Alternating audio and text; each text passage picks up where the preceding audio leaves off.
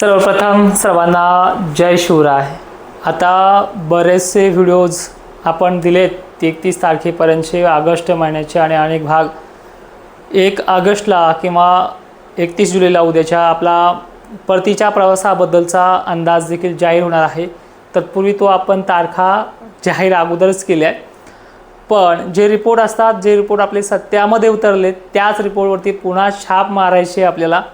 तारखा वगैरे शेवटपर्यंतचा दिवाळीपर्यंतचा प्रवास कसा राहील हे पाहणार आहोत या व्हिडिओमध्ये। उद्याची 31 जुलै काही भागांना ढगफुटीसारखी तर अतिवृष्टीसारखी पर्जन्यवृष्टी करणारी जी काही कंडिशन्स आहेत त्या तालुक्यांची, त्या जिल्ह्यांची नावं याच व्हिडिओच्या शेवटपर्यंत आपण पाहणार आहोत। आज 30 जुलैला तुम्हाला मी सकाळी पण अंदाज दिला आहे, काल 4-5 दिवसापासून सांगतोय की ह्या 3-4 दिवसामध्ये महाराष्ट्र व्यापणार आहे। पश्चिम महाराष्ट्रामध्ये आगेकूच झालेली आहे। जो तुम्ही पश्चिम महाराष्ट्राचा हा जो काही भाग आपण बघतोय, थोडा नेटवर्कचा इश्यू आहे, ह्या भागापर्यंत जे काही कमी दाब बंगालच्या उपसागरातून बाष्प आणतंय खानदेशपर्यंत, विदर्भापर्यंत आणि तेच महाराष्ट्राच्या दिशेने हा पाऊस सरकतोय। वारे भलेही आपल्याला पश्चिम पूर्व दिसत असले तरी त्याचा जो दाब आहे ढगांचं बाष्प ढकलण्याच्या बाबतीमध्ये ते चांगलं प्रभावी आहे।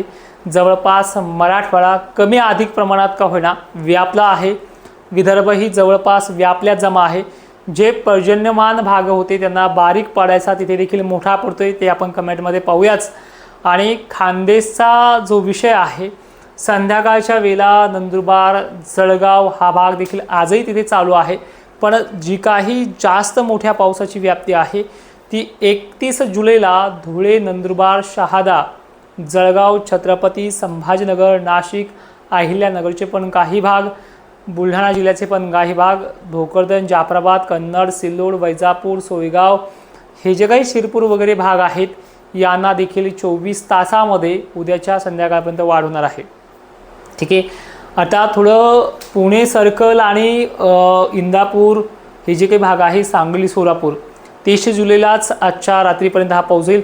आणि हा जो प्रस्थापित पाऊस आहे, चालू पाऊस आहे, तो 31 जुलैपर्यंत खानदेश, विदर्भ आणि पश्चिम महाराष्ट्रातल्या उत्तरेकडील भागापर्यंत चालू असणार आहे।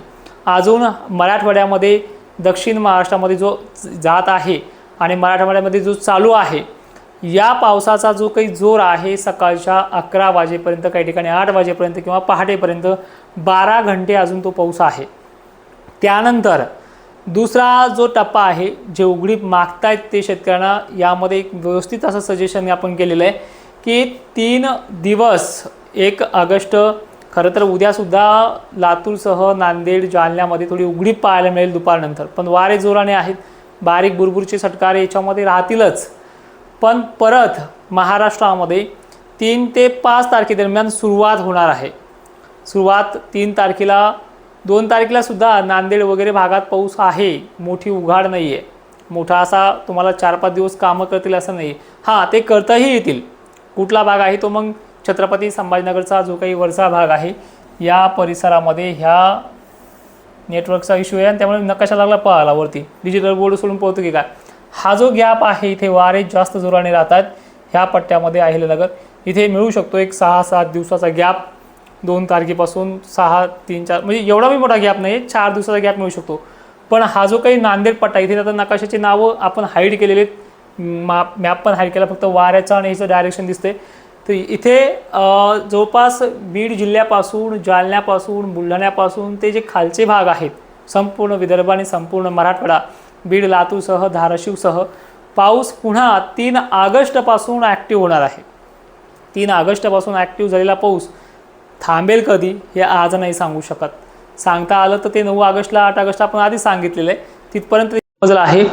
पण ज्यावेळेस 3 ऑगस्टला हा चालू होईल, 3, 4 आणि 5 ह्या ज्या तारखा आहेत ह्या वाढीव आहेत, म्हणजे ह्या जसं 26-27ला सुरुवात झाली अनेक ठिकाणी, तसंच सेम पॅटर्न जो आहे तो ह्या 3-4ला सुरुवात करेल, 5पर्यंत महाराष्ट्राचा 70% भाग येईल आणि परत 6 ऑगस्टपासून तो 7-8 ऑगस्टला 90%, 95%, 100% भाग यायला सुरुवात करू शकतो। म्हणजे असा पॅटर्न ह्या 2 आठवड्याचा आहे।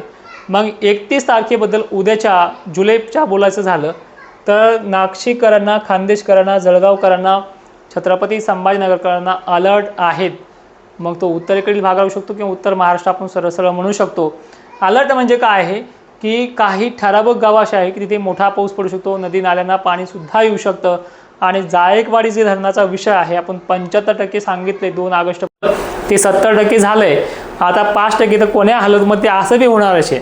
ठीक आहे, तर मग त्या पावसाचा प्रमाणात देखील वाढ होऊ शकते. कदाचित 75 ऐवजी 80 पण होऊ शकतं.